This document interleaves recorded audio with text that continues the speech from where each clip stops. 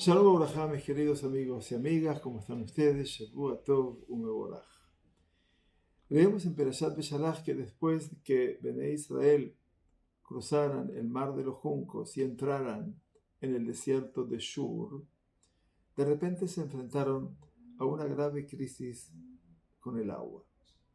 Después de no encontrar ninguna fuente de agua durante 3 días, Vayelehu Sheloshet Yamim Bamidbar, Velo Matzeu Maim, llegan a un lugar llamado Mará, donde todo lo que descubren es agua que es imbebible.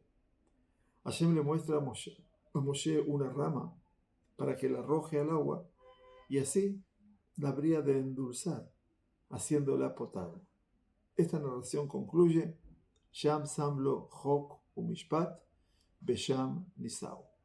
Y allí Moshe les impuso estatuto y ley, y allí los puso a prueba. Según la mayoría de los comentaristas, Chok Umishpat, el estatuto y la ley establecidos en Mará, se refiere a una serie de leyes de la Torá que Dios transmite a Bnei Israel en este punto. Aunque Matan Torá, todavía la entrega de la Torá ocurrirá solo varias semanas después. Salimos de Pesach, como sabemos bien, 7 semanas después, en Shavuot, cuando Hashem se habría de revelar a toda la nación en el Har Sinai. En ese momento, aquí en Mará, Akadosh Baruj Hu le instruye a Moshe para que le enseñe a Bnei Israel una pequeña muestra de leyes. Según Rashi, quien cita al Midrash, los Bnei Israel aquí son introducidos en las mitzvot de Shabbat, observancia del Shabbat, la pará adumá, la vaca roja cuyas cenizas estudiamos se usaban en el proceso de purificación ritual, y dinim, leyes civiles. El Ramban, Rabbi Moshe ben Nachman, por el contrario, afirma que Chok Umishpat, el estatuto y la ley, se refieren a las normas, reglamentos y procedimientos que se aplicarían a la nación durante su periodo de viaje por el desierto. Explicaba el Rab Aaron Lichtenstein, Zecher Tzadik Libraja, se planteaba una pregunta muy simple sobre el punto de vista de Rashi. Decía el Rab, Zichrono Libraja, si de hecho Dios aquí presentó varias mitzvot específicas de la Torah, ¿por qué la Torah no especifica estas mitzvot? Dice simplemente Sham Sam Lo Chok Umishpat. ¿Por qué las menciona solo como en el sentido de estatutos y leyes? Aparentemente, explicó Rav Lichtenstein, Zecher Zichrono Libraja, el enfoque aquí no está en las mitzvot particulares presentadas, sino en el concepto mismo de la mitzvah que se enseña a Bnei Israel en Mará.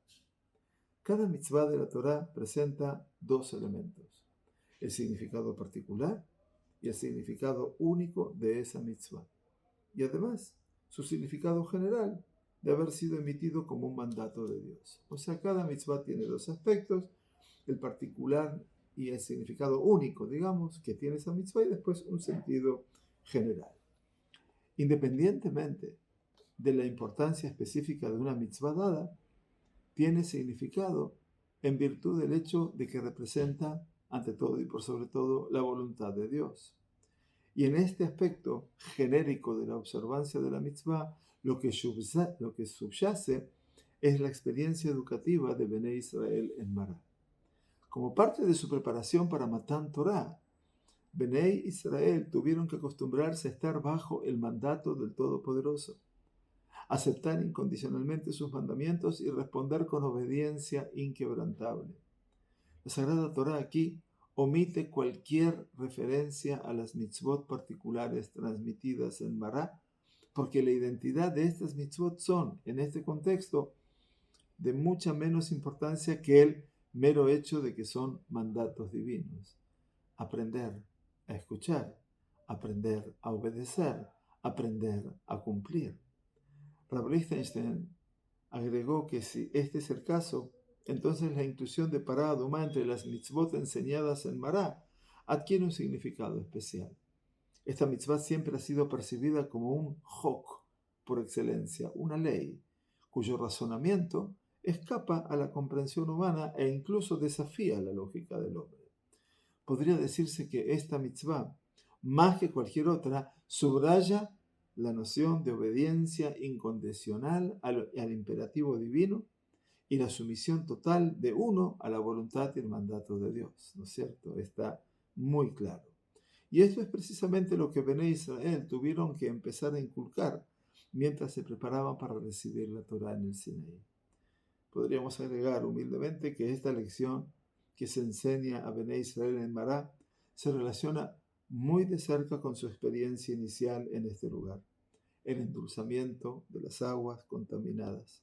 Así como el Todopoderoso le mostró a Moshe cómo endulzar el agua, también le transmitirá instrucciones a Moshe sobre cómo Bené Israel deben vivir sus vidas.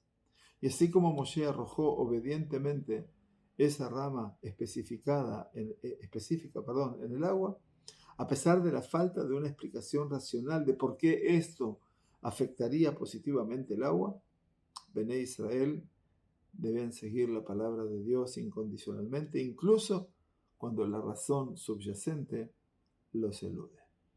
Este es el aprendizaje primero del pueblo judío, el saber escuchar, saber aprender y saber que la obediencia debida, todo junto y con B larga, se habrá de transformar en una obediencia de vida, separado y con B corta. Shavua Tov u'mevorach.